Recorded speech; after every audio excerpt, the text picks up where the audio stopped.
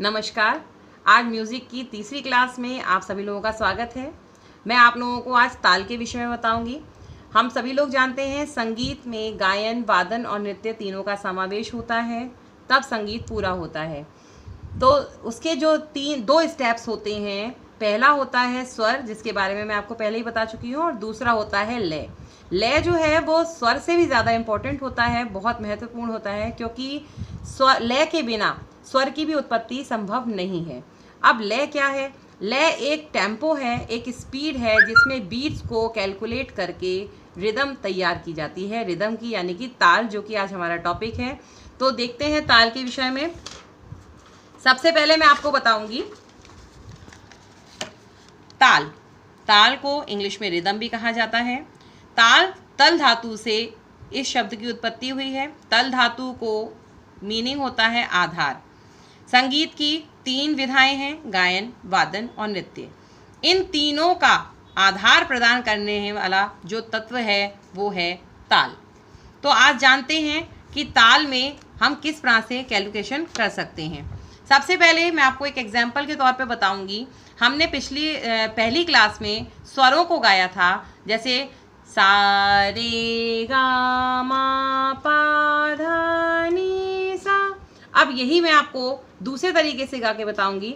सा रे गा मा पा धा नी सा नी धा पा मा गा रे सा रे गा मा पा धा नी सा नी धा पा मा गा रे सा। तो ये जो मैंने आपको बताया, ये जो मैं आपको क्लैप्स कर रही थी, क्लैप्स का मतलब होता है काउंटिंग बीट्स। तो इसी तरह से जब मैंने एक बीट को सिंगल बीट्स पे लिया था तो भी हमने गाया था, और जब हम इसी को दूसरी स्टेप में करके गाया था तो इसकी हमने स्पीड को थोड़ा सा बढ़ा दिया था। तो ये जो स्पीड है इसी को टेम्पो या लय कहा जाता है, और लय को जब हम मात्राओं में बांधते हैं तो ताल का निर्माण होता है। इसे परिभाषा के तौर पे मैं आपको बताना चाहूँगी। ताल एक तरह का काल्पनिक ढांचा, इमेजिनरी फ्रेम है, जिसमें गीत के बोल फिट किए जाते हैं, या दूसरे शब्दों में कहें तो विभिन्न मात्राओं के विभिन्न समूह को ताल कहते हैं, और उस ताल का निर्माण स्पीड के द्वारा भी हो सकता है। तो ताल जो है वो हमारे संगीत में बहुत सारे ताल के प्रकार हैं। तो आज मैं आपको उन तालों में से सिर्फ एक ही ताल के बारे में बताऊंगी, तो उसका परिचय दूंगी, जिसका नाम है तीन ताल। ये तीन ताल का परिचय आपके सामने है। इसमें 16 मात्राएं होती हैं, 4 विभाग में ये विभाजित होता है, और प्रत्येक विभाग 4-4 मात्रा का होता है। देखिए यहाँ पर मैंने इसका पूरा परिचय दिया है। पहले विभाग में ये 16 मात्राओं को 4-4 मात्राओं में विभाग कर दिया है।